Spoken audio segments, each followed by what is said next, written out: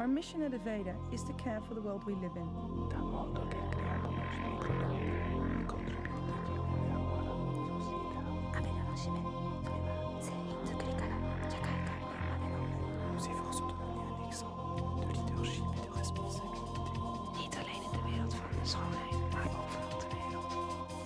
Once upon a time, there was a girl from Holland with a vision.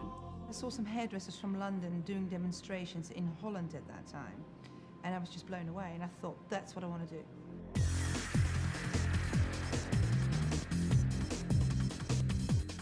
And so she did, but the journey wasn't easy. 2 years later, with £50 in her pocket, Antoinette came to London to get a job with the man who had first inspired her. To get a position at Trevor Sorbie's at that time wasn't the easiest because it was it was the salon in London. When Antoinette first came to me many years ago, I actually sent her away because she couldn't speak English, and I thought I'd never see her again. And then the second attempt, I just walked in and I said, look, I'm staying here, I'm not leaving. And I think he was so gobsmacked, he wouldn't let me go. Now Antoinette is Global Creative Director of Aveda, responsible for their image worldwide. Her photographs blurring the distinction between hair and art.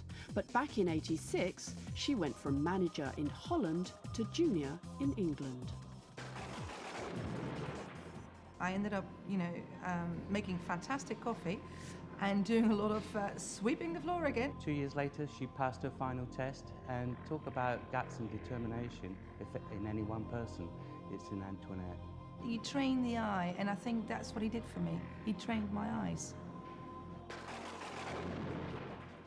In the early 90s, Antoinette worked with magazines and produced her own images. This led to travelling all over the world, appearing on TV and stage, and giving seminars. She became known in her own right.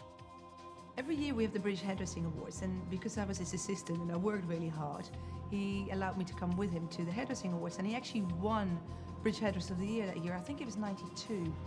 Anyway, I sat at that table at the time and I thought, wouldn't that be the most amazing thing to win a hairdressing award at the British Hairdressing Awards?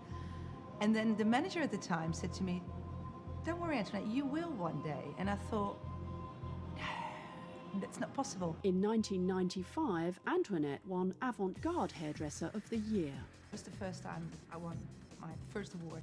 It still makes me like croak now, actually. I'm like, oh.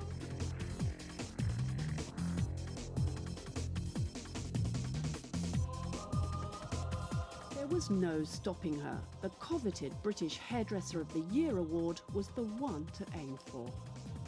After 11 years with Trevor, it was time for Antoinette to move on.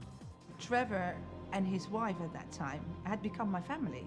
I mean, I had no family here, and I used to travel with them everywhere, so it was like leaving my mum and dad. I think it was a very difficult situation for her to leave, and it was heart-wrenching for me to let her go.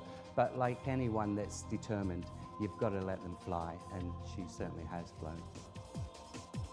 Antoinette found a new home at Aveda and continued to grow her show and seminar programs worldwide. Antoinette today, is in the top hairdressers in the world. In many aspects, she won. The thing that I notice most, because it's close to my heart, is the imagery and the photographic work she works with is superb.